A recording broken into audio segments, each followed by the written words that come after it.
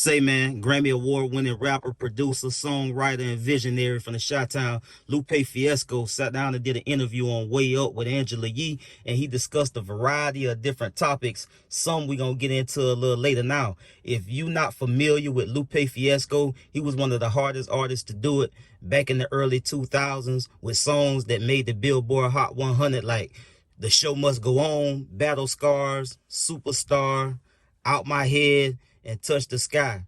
Now, Lupe Fiasco, around the earlier part of his career, he was looked at to be one of the best rappers in the game. In my opinion, he still is. But something happened. Lyor Cohen, that's where he come into the equation. Because Lyor Cohen has been around and in the industry for years. And in most recent years, he co-founded a label called 300 Entertainment. I'm sure a lot of people probably familiar with 300, as you know, a lot of artists do business with 300 Entertainment. But for all intents and purposes, Lyor Cohen has been talked about to be what they say a culture vulture. Somebody that's outside the culture, that comes in the culture, manipulates the culture, take everything from the culture, but gives nothing back.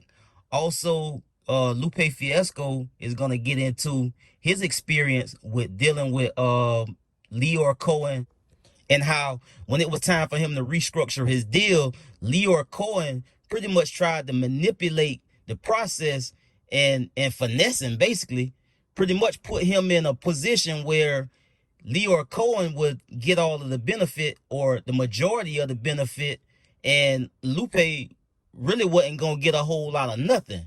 And so he shared in the interview how, you know, he couldn't get down with that. Like, I couldn't get with that. I couldn't rock with that. And so Lyor Cohen, point blank, he told him, well, it's over with then. If you don't get into this deal how I want you to get into this deal so I can win and you can get whatever, it ain't gonna work. And pretty much your career is gonna be over with. So and that's why from that point, it was pretty much over with, from hearing, you know, Lupe Fiasco all over the radio, hearing them talked about, you know, in the circles with who's hot, who's not, all of that type of stuff. So I want to get into a couple of clips with Lyor Cohen from an interview that he did on the Breakfast Club a couple of years ago, and I wanted to play that first so we can put it all together and put it in the context with what Dame Dash has been saying about Lyor Cohen for years, and what Lupe had to say as of a couple of days ago. Let's get to the content. So what I would say to an artist is, ask the label, what is the definition of a label? Now, if it's simply just sign a deal with your eyes wide open. You're giving something, your signature and your rights. They're supposed to give you something. So you have to ask them, what is it that you're giving me? What is a label of the 21st century? A label in the streaming society? The world shrinking. What does that label look like? What is the functionality of that label? What could I rely on you? And I think that's a very important place to start. By the way, any artist that ever asks that question will get 40% more immediately, because labels also want to sign smart people. Right. You know, they're tired of the ignorant. Back then, being a crackhead wasn't cool. Now they seem like they're making it cool to be drinking lean and syrup, and it's the most dangerous. It's the most dangerous thing that's facing our society. So why sign an artist that would promote that? Because I already answered that question. You weren't paying attention. I already answered that question. She asked me talent or issues, and I said talent. But I have to. I can't give up on people. But I'm saying that's hypocritical, though. You're saying it's opportunistic. Yeah. I got people to feed. I got a business to run. You're gonna make Dame Dash take this clip and call you a culture vulture. Who's Dame Dash? The one that calls you a culture vulture. I don't even know him. Now, I want y'all to hold y'all thoughts for just a second. In this next clip, I'm going to let y'all hear from Dame exactly why he called Lyor Cohen a culture vulture and why he just don't respect him at all in the music business. Let's get to the content. Usually what happens, algorithmically, another culture always tries to erase another culture that they're trying to empower's history so that all their leaders they make don't exist. So that's exactly what they do. They try to erase our history. But the thing that where he had the gall was that he did it on one of what supposedly our platform in front of our people, and he did it so recklessly that he was unconscious that we were all watching. So to sit there and say, Damon, I don't know him, what are you saying when he's not around? You're trying to act like he doesn't exist because you want to take credit for everything that he did. And that's what Steve Stout did, and that's what Lyor does. If I'm a person that won't let you rob an artist and your business model is robbing artists, of course you're going to try to paint the picture of me doing things I'm not or being difficult because I'm difficult for you.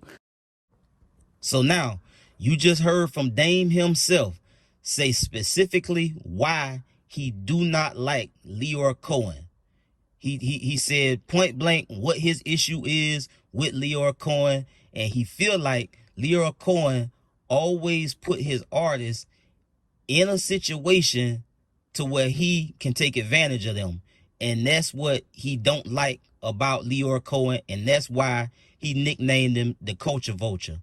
Now, in these next couple of clips, Lupe Fiasco is about to give Dame Dash all the credibility in the world for taking that stance and taking that position on what he view as a culture vulture. Lupe Fiasco about to break the whole, he about to lay out his own personal experience, his own personal dealings with Lyor Cohen and how that whole thing played out, which resulted in his career taking a huge hit when he was at the top of the game. When he was his hottest, he gonna walk us through exactly why Dame Dash is right about Lyor Cohen and been right about Lyor Cohen the whole time. Let's get to the content. So overall, the key takeaway is, if you done build a fan base, if you already having minor success, take your time, continue to grow, stay independent as much as you can. And if you are to get a deal, make sure it's some type of structured distribution deal or some type of partnership deal. Make sure you are in most of the control over what happened with your music. Point blank, period, bro. Because these folks want to come when they see you hot, when they see you already got a following, when they see you already running around getting money, you got the chains, you got the stacks of cash, they want to just swoop in and try to throw a upfront bankroll in your face to really finesse you out of your masters or out of control over what you can do. When you come from that, you already come from that. You already doing everything independent. You already on your come up. You already getting to the bag. So why let these folks swoop in and give you a ticket and say, shit, now we gonna run everything from here on out. You do what we say, you do the music we tell you to do, you work with who we tell you to work with. We gonna tell you how to do this, and this. Now they getting in on your merch. They getting in on your show money. They getting in on everything you got going on, all because they swooped in and gave you $1 million. You dig what I'm saying? And that's what Dame be trying to say. And people don't like Dame antics, and a lot of people don't like how he come off. But I've been around ever since Rockefeller first really hit the scene. I've been a Jay-Z fan since 95, 96. So, I mean, Dame Dash been popping it like this since then. Like, that's who he is. And even though you might not like how he come across, Dame Dash always been a game spitter. Now, you could pick sides between him and Jay all you want. That's, that's cool. That ain't what we here for. But if you look at Dame Dash over the years, he always just been Dame Dash. He always been himself. I ain't seen Dame Dash change none as far as like as a man and standing on his morals and his principles, what he believe in, being a go-getter and a hustler. He always been that. You dig what I'm saying? And and that's what I gotta say about that, man. You dig what I'm saying? But as far as Lupe go and Lyor Cohen go, Dame was right. A lot of what Dame was saying about Lyor is rooted in fact. And it's rooted in fact because Lupe just laid out. Hey, man, he laid it out. These two interviews is not, they ain't got nothing to do with each other. This just Dame been saying what he been saying about Lyor for years. And then Lupe just did this interview a couple of days ago and pretty much laid out exactly the same thing what Dame Dash was saying that he be doing. So hey, man, that's what it is, man. Y'all go check Lupe Fiasco out, man. Go check out some of his old music all the way up to this year. He dropped the album over the summer called Samurai. That's pretty dope. So if you ain't up on Lupe, go check Lupe out, man. I'll get at y'all on the next one. Y'all be smooth. I'm out.